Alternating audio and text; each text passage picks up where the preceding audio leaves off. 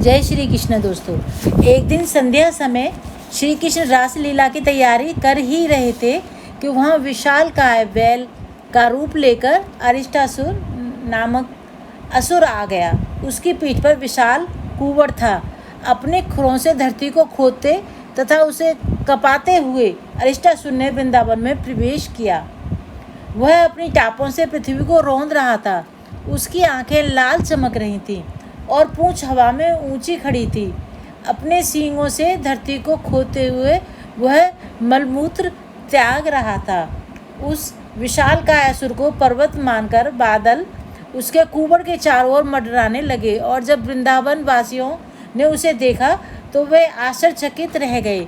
वह इतने भयावह कर्कश स्वर में रमा रहा था कि कुछ गर्भवती गायों और स्त्रियों के गर्भ गिर गए और भयभीत होकर गाय और बैल चरगाहों की ओर दौड़ने लगे तथा ग्वाले एवं गोपियां कृष्ण कृष्ण चिल्लाते हुए भगवान गोविंद का आश्रय लेने के लिए दौड़े। कोई कैसे कहे, कोई किसी से कहे, कोई कैसे कहे, कोई किसी से कहे, श्याम इतना क्यों सताते हो, श्याम इतना क्यों सताते हो, मुरली अधरों पर लगा करके ये मुरली क्यों सुनाते हो, ये मुरली क्यों सुनाते हो। जय श्री कृष्ण दोस्तों। 10वां स्कंद सुनाने जा रही हूँ, अरिष्टासुर का वध। तो जो भी पहली बार आए हैं मेरे चैनल को सब्सक्राइब करें, वीडियो को लाइक करें और शेयर करें। तो चिल्लाते हुए भगवान गोविंद का आश्रय लेने के लिए दौड़े सभी ग्वाल गोपियों को इस प्रकार त्रस्त और भयभीत दौड़ता देखकर श्री कृष्ण ने उन्हें डरो मत कहकर आश्वासन दिया। तब उन्होंने बैल के रूप में आए उस असुर को चुनौती देते हुए कहा, अरे दुष्ट, तू अकारण ही इन ग्वालों और गोपियों एवं पशुओं को आतंकित कर रहा है। तेरे जैसे दुराचारियों को दंड देने के लिए तो मैं यहाँ आया हूँ। यह कहकर श्री कृष्ण ने अपनी हथेलियों से अपनी भुजाओं को थपथपाया और असुर की ओर देखते हुए सहजता से अपना एक हाथ अपने मित्र के कंधे पर रखा। यह देखकर अरिष्टासुर क्रोध से भड़क उठा। भूमि को अपने खुरों से रौंदते हुए श्री कृष्ण की ओर दौड़ा। उसकी दृष्टि अत्यंत डरावनी और नुकीली सींग समान सामने की ओर तने थे। द्रुत गति से श्री कृष्ण की ओर दौड़ते हुए असुर ऐसा प्रतीत होता था मानो इंद्रदेव द्वारा छोड़ा गया वज्र हो। परंतु श्री कृष्ण ने उसके सींगों को पकड़ा और उसे घुमाकर 18 कदम दूर दे पटका। विफलता को देखकर असुर का क्रोध अपनी सीमाएं पार कर गया। उसकी सांसें गहरी होने लगी और शरीर पसीने से तरबतर हो गया। अपनी पूरी शक्ति से उसने पुनः श्री कृष्ण पर आक्रमण किया, परंतु कृष्ण ने उसे पहले के समान पकड़ा और जोर से भूमि पर पटक दिया। फिर श्री कृष्ण अपने पैरों से उस असुर को उसी प्रकार रौंदने लगे मानो कपड़े धोते समय कोई उसे पैरों से रौंदता है। अरिष्टासुर खून की उल्टी तथा मलमूत्र विसर्जित करने लगा। बेचैन होकर अपनी टांगों को इधर उधर पटकते हुए उसकी आंखें अपनी कटोरों से बाहर निकल पड़ी और अंततः असहनीय पीड़ा को सहते हुए उसने यमलोक की ओर प्रस्थान किया। इस अद्भुत लीला को देखकर देवता वृंदावन को लौट रहे श्री कृष्ण पर पुष्प वर्षा करने लगे और उन्हें बलराम जी के साथ देखकर ब्रजवासी हर्षित हो उनके गुणों को गाने लगे। पुराणों से 20 श्लोक उद्धृत करते हुए शील विश्वनाथ चक्रवर्ती ठाकुर राधा कुंड और श्याम कुंड की प्राकृतिक लीला का निम्नलिखित वर्णन करते हैं। गोपियों ने कहा, कृष्ण, चूंकि तुमने बैल बनकर आए इस असुर का वध किया है, तुम्हें तीर्थ यात्रा करके उस प्रकार प्रायश्चित करना होगा जिस प्रकार वृत्रासुर वध के पश्चात इंद्रदेव ने किया था। श्री कृष्ण ने उत्तर दिया, मैं भला दुनिया भर में क्यों भ्रमण करूं, बस देखती रहो, मैं यही सारे तीर्थ को बुला लेता हूँ। यह कहकर श्री कृष्ण ने अपने पैर की एड़ी से धरती पर ठोकर मारी और देखते देखते समस्त तीर्थ स्थल मूर्तिमान रूप में वहाँ प्रकट होकर अपना परिचय देने लगे। उनके द्वारा बनाए गए कुंड में स्नान करके कृष्ण ने गोपियों से कहा, मैंने सब तीर्थों को मिलाकर इस कुंड का निर्माण किया है, परंतु तुमने कभी कोई पुण्य कार्य नहीं किया। यह सुनकर श्रीमती राधा रानी ने कहा, मैं इससे भी सुंदर एक कुंड का निर्माण करूंगी। चलो गोपियों, मिलकर कार्य आरंभ करें। गोपियों को अरिष्टासुर द्वारा बनाया गया एक गड्ढा दिखाई दिया और उन्होंने 1 घंटे में अपने हाथों से उसे और खोदकर एक कुंड बना दिया। कृष्ण ने गोपियों के सामने प्रस्ताव रखा, वे उनके कुंड से जल लेकर इसे भर सकती हैं। परंतु राधा रानी ने कहा, नहीं, यह नहीं होगा। गौ हत्या के कारण तुम्हारा जल दूषित हो चुका है। उसी समय एक दिव्य व्यक्ति श्री कृष्ण के कुंड से बाहर निकला और राधा रानी को प्रणाम करके उसने अपना जल स्वीकार करने का निवेदन किया। राधा रानी मान गई। तब कृष्ण कुंड की सीमाएं तोड़कर उसके जल ने राधा रानी के कुंड को भर दिया। श्री कृष्ण ने कहा, हे राधा, तुम्हारा कुंड मेरे कुंड से भी अधिक विख्यात होगा। अक्सर मैं अपनी लीलाएं करने यहाँ आया करूँगा। राधा रानी प्रसन्नता पूर्वक श्री कृष्ण के कुंड में स्नान करने के लिए तैयार हो गई और उस रात श्री कृष्ण ने राधा कुंड पर रासलीला रची। इस घटना के तुरंत बाद नारद मुनि मथुरा में कंस के पास गए। वे यथाशीघ्र कंस के पापों का घड़ा भरना चाहते थे। नारद मुनि ने कहा, महाराज, कंस वास्तव में यशोदा ने पुत्री को जन्म दिया था और यह कृष्ण देवकी का तथा बलराम रोहिणी का पुत्र है। भयवश वसुदेव ने कृष्ण और बलराम का पालन भर नंद महाराज को सौंप दिया। इन्हीं दोनों लड़कों ने तुम्हारे लोगों का वध किया है। कंस के लिए यह सूचना अत्यंत महत्वपूर्ण थी, क्योंकि देवकी के 8वें पुत्र द्वारा उसकी मृत्यु बधी थी। नारद मुनि के वचन सुनते ही कंस क्रोध से भभक उठा और अपना आपा खो बैठा। म्यान से तुरंत अपनी तलवार खींचते हुए वह विश्वासघाती वसुदेव का वध करने के लिए तत्पर हो गया।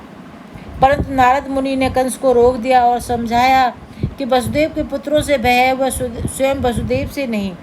परंतु कंस ने पुनः वसुदेव और देवकी को बंदी बना लिया और बेड़ियों में बांध दिया।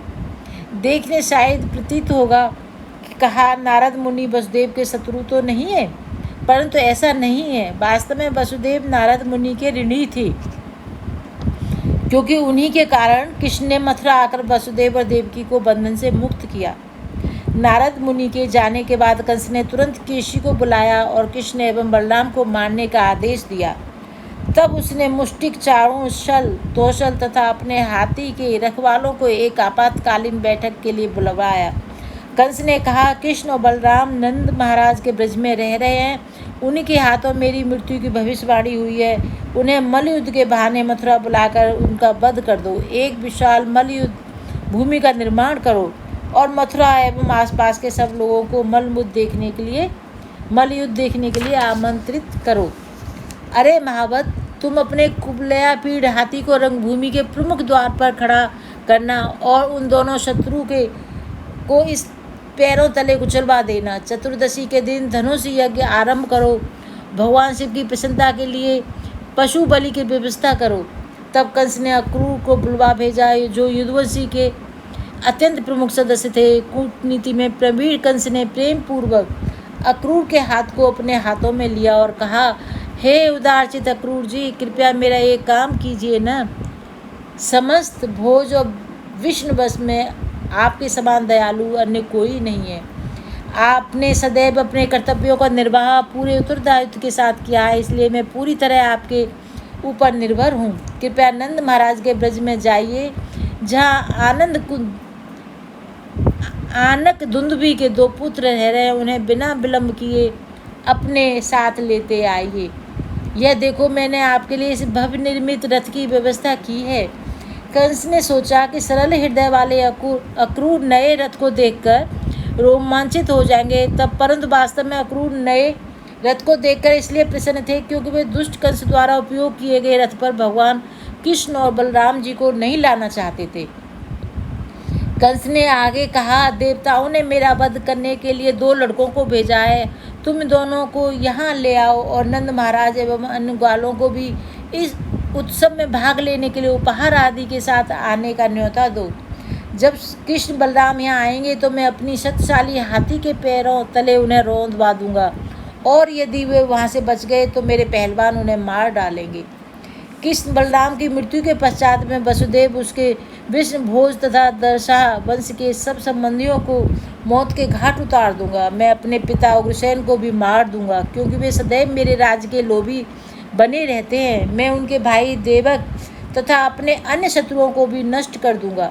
इस प्रकार मैं पृथ्वी पर निष्कंटक राज करूंगा। हे बंधु, जरासंध, द्विविद, संबर, नरक और बाण मेरे परम हितैषी मित्र हैं। इन सब की सहायता से मैं देवताओं की सहायता करने वाले सारे राजाओं को नष्ट कर दूंगा और अंततः पृथ्वी पर शासन करूंगा। मेरी इस योजना को भली भांत समझकर आप तुरंत कृष्ण एवं बलराम को यहाँ ले आइए।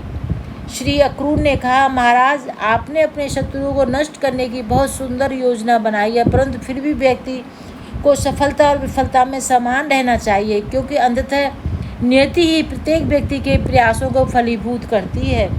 सामान्यतः लोग स्वयं को अपनी सफलता का एकमात्र कारण मानते हैं और यदि नियति उनके प्रयासों को विफल कर देती है फिर भी अपनी इच्छाओं को पूरा करने के लिए अड़े रहते हैं। यद्यपि इस समय आपके साथ बिल्कुल यही हो रहा है, फिर भी मैं आपके आदेश का पालन करूंगा। यह कहकर अक्रूर जी अपने घर चले गए और सभा समाप्त बर्खास्त करके कंस भी अपने राजभवन लौट आया। जय श्री कृष्ण।